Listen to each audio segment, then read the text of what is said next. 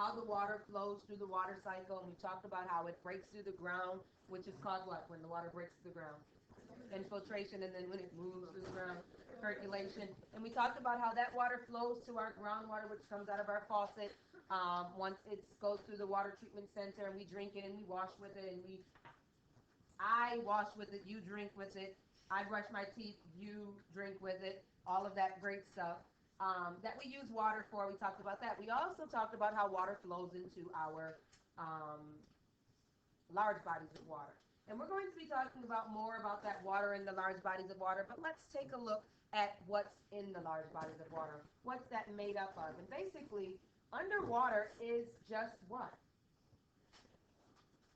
Think about SpongeBob SquarePants. What's going on there? It's just another life. And there, just like here, we have flat areas, we have rounded, tall areas, which are called hills or mountains. We have deep, low areas, which are called valleys.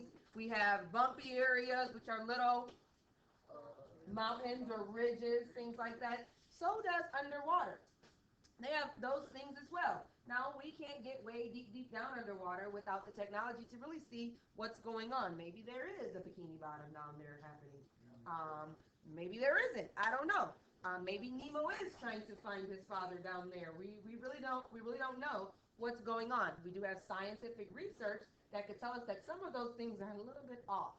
But in our minds, we like to believe that that's happening. Or even in our minds, we like to be able to put those things in perspective to help us understand the unknown or the world of the unknown. So what we're going to do today is we are going to look at this underwater stuff. And basically, like we said, the ocean floor, this is what we're looking at, the floor of the ocean. And the floor starts everywhere from the moment that the land is underwater. That's the ocean floor. It's not just the bottom level. So the moment that that's underwater, and it goes from continent to continent or shore to shore, all of that stuff is called the ocean floor.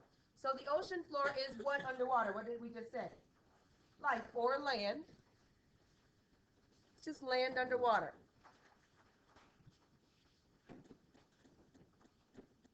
And those things we talked about, like mountains and valleys and ridges and stuff like that, what are those called?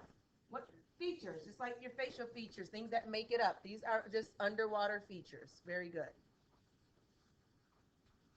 Now, in a moment, we're going to talk about these features, and we're going to describe what they are. Down below, you have some definitions, and we're going to be filling in those definitions. Then from there, you're going to take the context clues from what you see from the definitions and what I tell you, and we discuss what they are, and you're going to use that information to plop them into the picture to describe what these things are, okay? We're going to add a definition too, but let's start off with just looking down at the bottom without looking at the picture. So the first definition that we have here, this is a steeply inclined section of the continental margin. So basically, incline means up or down? Up. So this means that if we're going from the ocean floor, we're climbing steeply. That means that's that part of the roller coaster where your stomach is doing what? Oh my God, what did I get myself into? Oh no, because you know that if it keeps going and you hear that click and click and click and you're like, it's too late. And my husband does not ride roller coasters. Darius does not ride roller coasters. I don't ride roller coasters. My daughter is crazy. She loves roller coasters. She even likes when we get on the plane and there's some turbulence. She's like, this is cool. I'm like, weird. Clearly. So we were at Disney one time, and oh my God, Darius was 5, so she was 8. And she wanted to get on a roller coaster. I'm like, I'm not doing a roller coaster. Like, I'm not doing it. And she's like, please. I'm like, no, I'm just, that's where I draw the line. I don't care. So she's like, well, can we get on, how many have ever been to Disney? And there's that Bullwinkle water ride. You know what I'm talking about? Yeah. Which is really deep. So she's like, well, can we get on that? And I'm like, so my husband says, I'm not doing it. Like, he was just like, Darius, what would you like to do? And I'm like, and so she's there with these beautiful brown eyes and just looking at me like, please. And I'm like, she's here and she wants to do something. And this is what she likes. So I had to sacrifice my life for this child. And so my husband takes Darius, they go and get face paint. And so I go on this thing, and of course, it's going up, and I'm like, oh, and she's like, I'm like, And so then we get to the top, and then it's like, when I'm like, ah! But the ironic thing is, side note, how many of you at Disney World went on, at the time, it's probably not there now, but this movie was out, The Haunted Mansion. Yeah. Okay, so what's the Haunted Mansion? Someone please explain that to others. Well, explain it. Does it go up a hill? No. Does it go down a hill? No. Does it go through a curve? Does it go through a loop? No. All you're doing is sitting in this chair, and it turns, and it shows you a hologram mirror with yourself, and you're sitting here with nobody, but when you look in the mirror, there's ghosts in there with you, right? In the mirror, right? And you turn around, and all this stuff. She's going to kill me if she heard this lesson and this story. However, I'm telling it anyway. So we're there. She just turned around. There's no loops. There's no hills. There's none of that. You're just riding in this little car. Look in the mirror. You see her ghost, and you're like, she bawled out. Bawled out, crying. My husband said, you have got to be kidding me. You went on a 50-feet roller coaster, but you are crying about an imaginary ghost. So we get off. So we get up. We're in the car, so my husband is laughing. Like, he will find an opportunity to embarrass you. He doesn't care. And so he has the video camera, and he's taping her, and he's cracking up, and we're laughing. And we get off the roller coaster, and we're just all enjoying ourselves. We think we forget or whatever. And how many of you seen the Blair Witch Project? No, that's old. But anyway, there's a part where she's like, and she's crying, and her eyes are running out. Well, this is my daughter looked like the Blair Witch Project, because she was crying so scared. So we get off the ride, and we're minding our own business.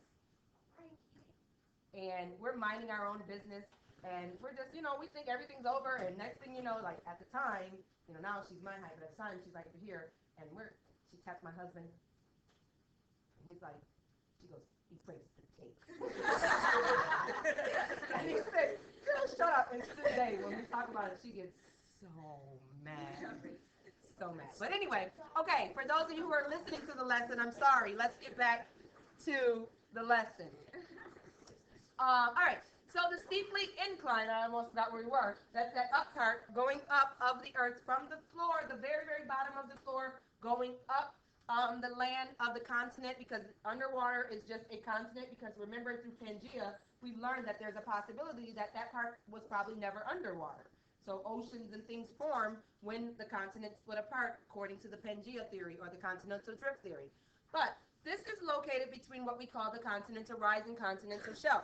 That information after the comma just puts things into perspective, but the information that's going to help us identify where it is on the picture is the steep incline, and this is called the continental slope.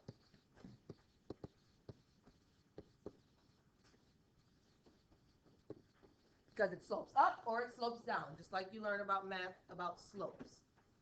Learn in math about slopes. Then there is a gently sloping area. This is the kind of roller coaster I would get on where it's just like, oh, little bump, okay, that's nothing. So it's the gently sloping area of the continental margin, and we'll talk about where the continental margin is. And it's located between the shoreline. What is a shoreline? Where the water and the land meet, the outer water land meet, where that meets. That's the shoreline. So it's the gently sloping, meaning it kind of pulls out. So it goes from the dry land to the wetland out, and it's located between the continental margin and the continental slope, and this is going to be called the continental shelf.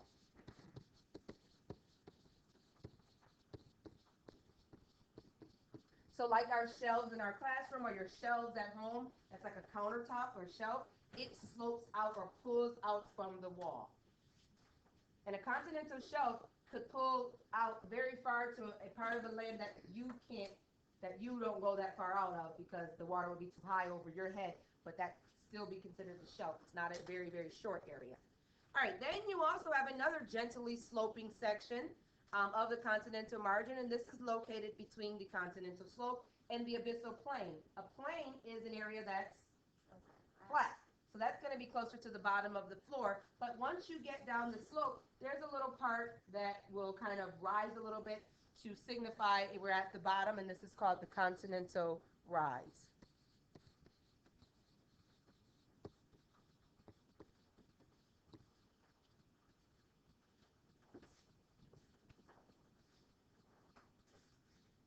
And then there is a large part that is flat and it's almost level and it's at the deep of the ocean. What did we just say was plain and flat? Plain and flat. It's called a plain and flat. Plain. So this is an abyssal plain.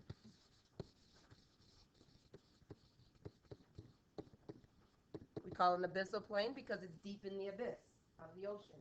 And just because we say ocean, this could be the bottom of a seafloor, which is basically land underwater. Then we have a long undersea mountainous chain that forms along the floor of the ocean.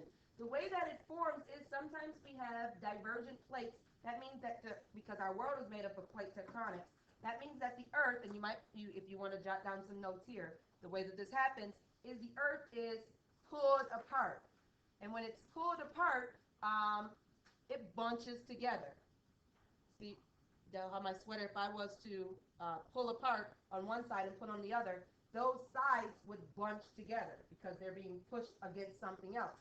And that creates these bumpy areas, which would be considered like ridges, right? Something that's bumpy would be rigid. Like a comb has ridges, right? And these are called mid-ocean ridges, because they're in the middle of the ocean, down on the floor, and it's a ridge. And they're chains because there's a lot of them. Bumps. Then you have an underwater mountain rising above the ocean floor. Now they don't always. There's sometimes they stay underwater. It depends on sea level. It also depends on just the growth of the mountain. Sometimes there are some that are underwater. Sometimes there are some that are above water, and these would be little islands above water. And these are called seamounts. And notice I said seamounts, even though we're saying oceans. Even though we're saying oceans, I just mean bodies of water. So seamounts could be mountains that have rise above sea level, and we've created a land there. What's a land seamount that we know about? What's an island that is in the an island? Hawaii. Hawaii is a seamount, and it is volcanic. It is basically a mountain that has rise above sea level. All right. Then we have a steep, long depression that cuts in the ocean floor, and you learned this one before in 6th grade. It's a cut in something, cut in the earth. Not a fault, that's a break. This is like when it's a deep cut, starts with a T. Say it louder. Who just said it? Okay, a trench. The trenches of, and they mention, some of these words in SpongeBob because the guy who made SpongeBob is a marine biologist. So he studies things like this. All right. Then you have a long, narrow valley forming when two tectonic plates separate. When the two tectonic plates separate, you get the mid-ocean ridges because the sides of the earth, they bunch together. That lower part, we said the deeps of the earth is called what? No, when we have a deep part, we have the high, the mountains, and then we go lows, we have valleys, and this is called a rift valley.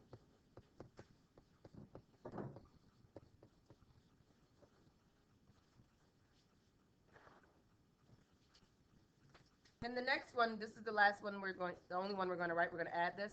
This is an underwater mountain where the top eroded.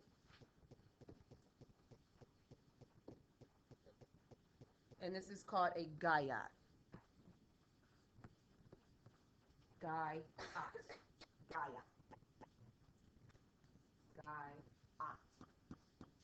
Now, looking at these, and now that you have the definitions, let's take it back to the picture. And let's see if we can identify what these things are. And on the picture, there are some words there, and that's fine. That gives you an extra explanation. I know that your printed copy, the words may be a little bit darker than you can see, but we're going to discuss that. Now, remember, this area here, one second, this blue area up here is what? Air, sky, okay. This blue area down here is what? Water. Okay, good. Just want to make sure we all are seeing the same thing. This line represents what? Sea level. Okay, good. So we are so far so good. Okay, so all of this brown stuff represents what? Land. And some of the land is underwater and some of the land is above water. Okay, so with that being said,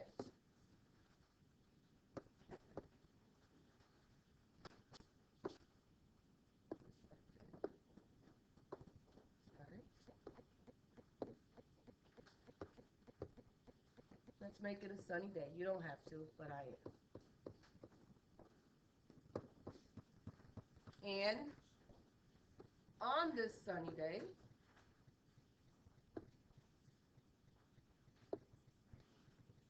we have some people on the beach. So this is Francis on the beach.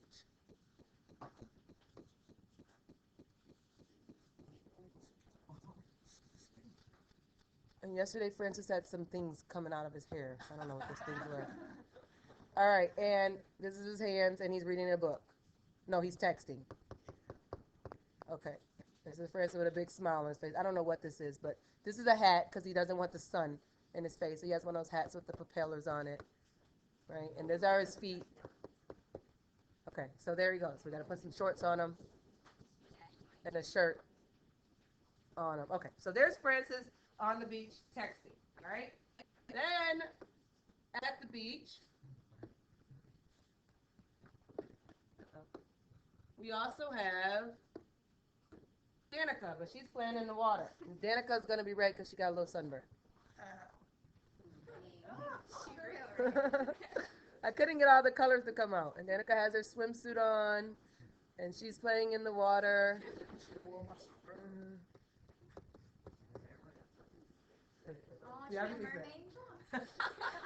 So, if you notice, we have part of the land. We have part of the land that's dry, and we have part that's wet. Now, this part could be way out in the ocean. It could be out where you have sharks and you have larger fish there. Danica, you better move. It's a shark. Oh my God, it's a shark. Oh my God. Oh my God, it's a shark. It's a shark. No, it's just Darian playing around. Dang. Darian. All right. So this is his head. No, that looks like the Is that his head? What is that? That's the shark head. Oh, the shark head? The shark head. In this area, we also can have jellyfish. And Darian just got stung on the foot by a jellyfish. But this area could extend all the way far out to where you're walking, and then all of a sudden the water's too high for you and you have to stop. But that could still be considered that area. What area would this be? What part are we talking about here?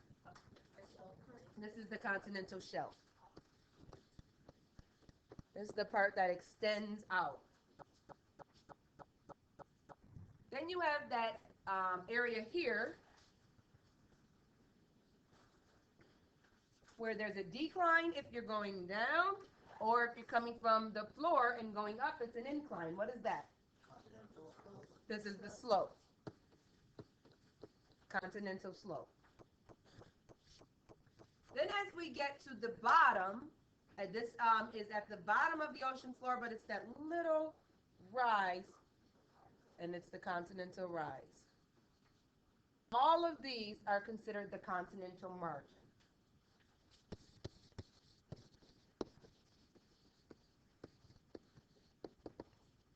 Slope, shelf, and rise are the continental margin.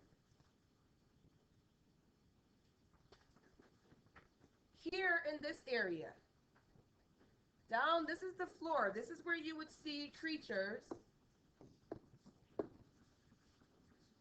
that look like this.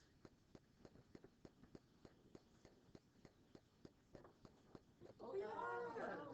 That's pretty good. It's called a anglerfish. All right? And this is on the bottom. There's no light there. And this is where you get stuff like this, where the earth has subducted another part of the earth, where one part has smashed under the other, causing this big crack, which is a trench.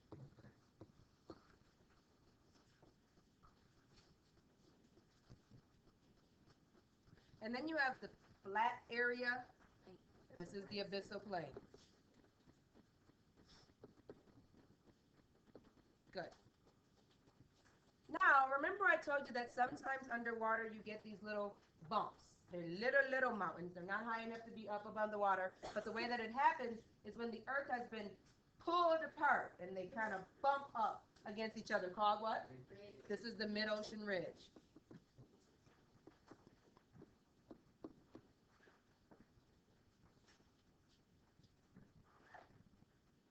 And when the earth is separated apart, it exposes another part of the earth. And then that earth is then made land because of the molten lava that hardens. And that lower part of the land is called what? We have highs and we have lows. This is the Rift Valley.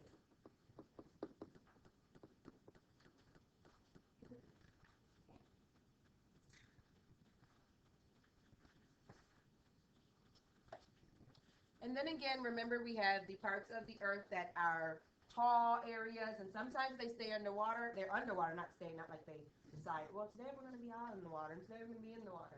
Sometimes we don't see them, and other times we do, and they are little islands, which would be, this is a seamount.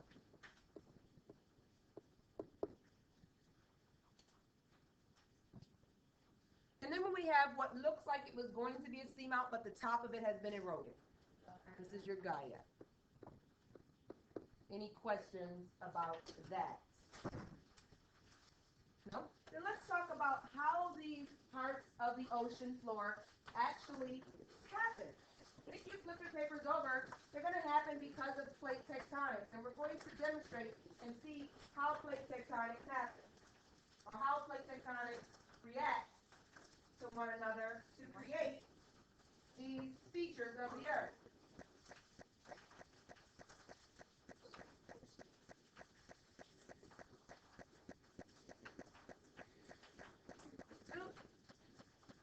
We're going to demonstrate them with Milky Way. So all of you will have a Milky Way. Please open them and put them on your napkin, but do not do anything else with them. Just open them and put them on your napkin.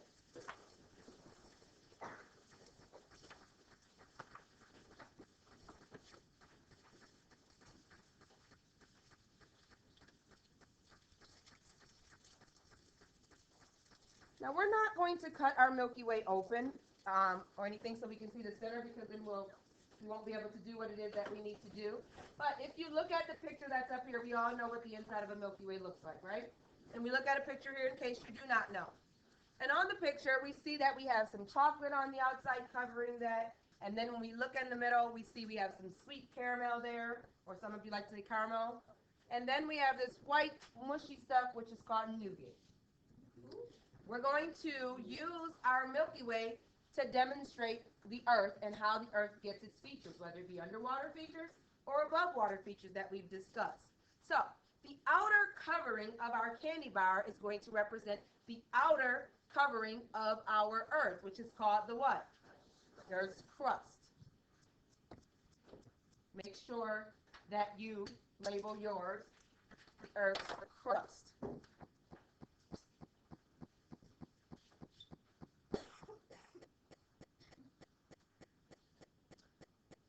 The caramel part, although it doesn't go all the way around, but it's the next layer of our Milky Way. So we're going to look at the next layer of our Earth, which is called the upper mantle.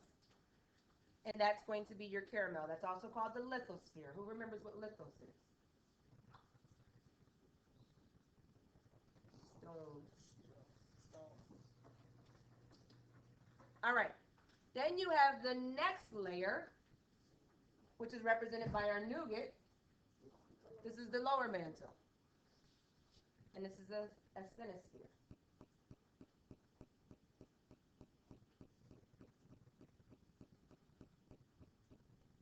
And that's also going to represent our core. We don't have 3 layers of our candy bar. So that's just going to represent our lower mantle and our core. Any questions so far? So as we go through, we're going to represent how the plate tectonics do things to create the features of our Earth. And let's demonstrate in just a moment.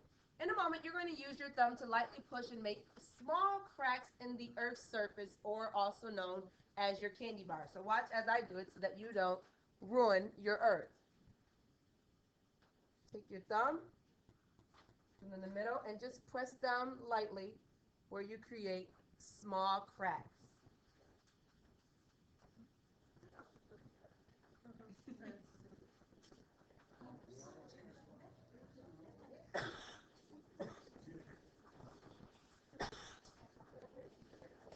Okay?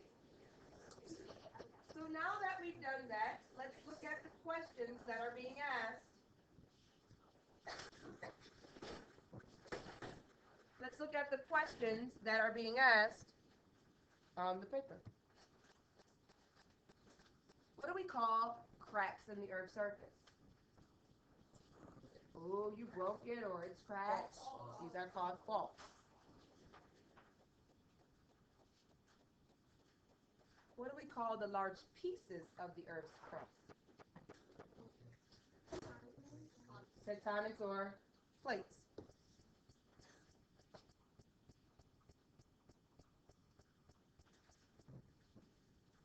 All right, so now that we've created some faults with the Earth, we're going to talk about the force that pulls the plates of the crust, causing them to move apart. Now, think about it this way. When you and your friends get upset with each other and you're not talking, you're kind of separated, you're apart, there's a lot of what in the air? There's a lot of tension. So the tension is the force that pulls apart. And what we're going to do is we're going to slowly pull apart the ends of the candy, carefully not to pull it all the way apart. So let's take a look.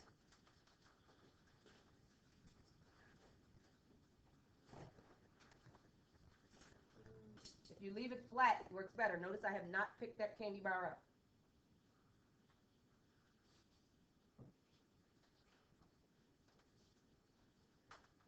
This type of force is called what? When something comes apart, it's going to create two. What word represents two? Give me some words that represent two. Di is one, and this is called a divergent force.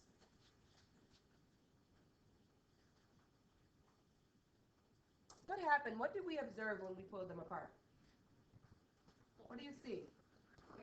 We got more cracks, and we start to see caramel, which is represented as what? The upper mantle. What features would form during this tension? Huh? No, features. We just talked about features. We just listed them all down. You have a valley and we could get mid-ocean ridges because they're pulling apart. Very good. Valleys and mid-ocean ridges.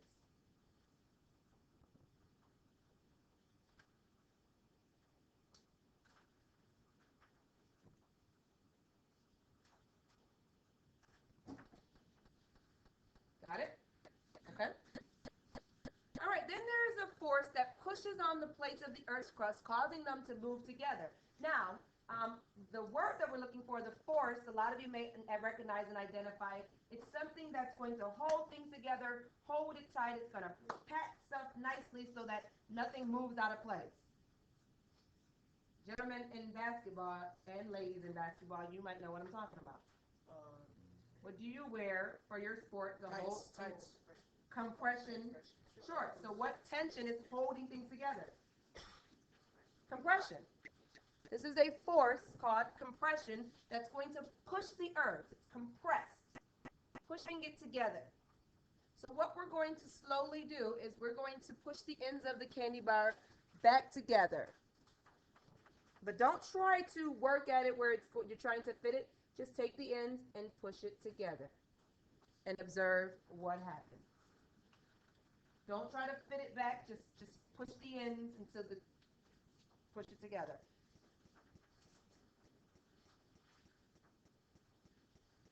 What type of force is this where we're pushing it together? One was pulling it apart, which was divergent. Now putting it together would be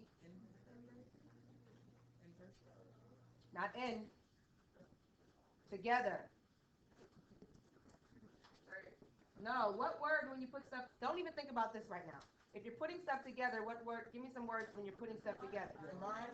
Okay, you have combined. Okay, that's, I said putting it together. Like if you're putting something, one piece with another, you're putting it together, that's called Attached. okay, that's another word, but we're looking at a word that's going to be from, we can't say attached version. We can't, okay, joint version, okay, that would make sense. What's the game that you all play when you are trying to get 4 in a row? Connect. Okay, connecting is when you're putting things together, isn't it? Okay, so if it's not divergent, it's convergent. You gotta speak up back there. What happens when you did this? What are 2 things that you observed? What did you see? Can't see the turtle. Okay, you can't see the mantle anymore. What else did you see happen? What did the little chocolates do? Some of them may have fallen off. Did any of them buckle up? Any of yours push up? Right? So you got a little bit of pushing up. This type of movement will form what? Mountains? Hills? Okay, maybe it may form some little mountains. Did any of your pieces kind of dip down so that it can get it over? Some of them, what would that be? This would form a trench. Some of you said mountains. Some of you said volcanoes would be possible. And if the plates forced were one moved under the other, then that would be a trench.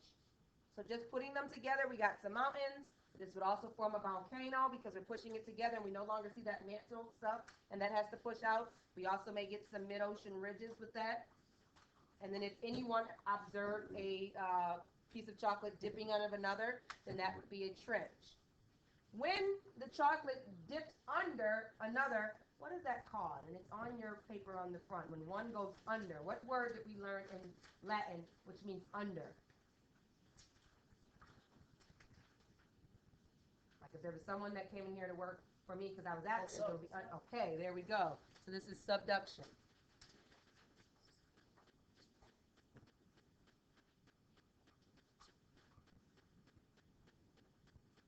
Good?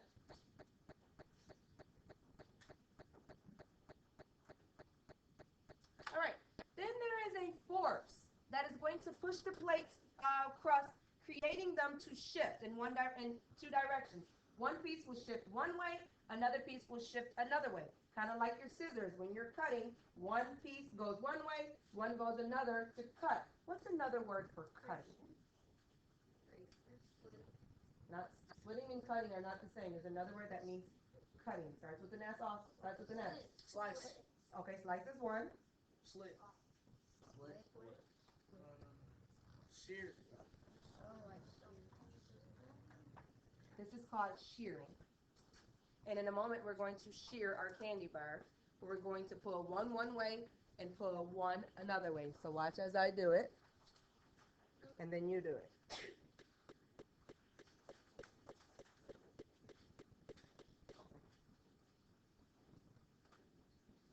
What did you observe? You could see the upper mantle or the caramel. What else happened to the chocolate? It broke even more.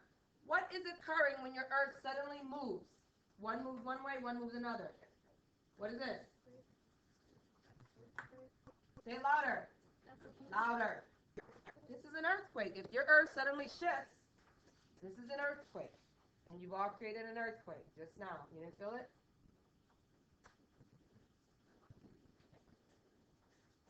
How many of you ever tasted the earth?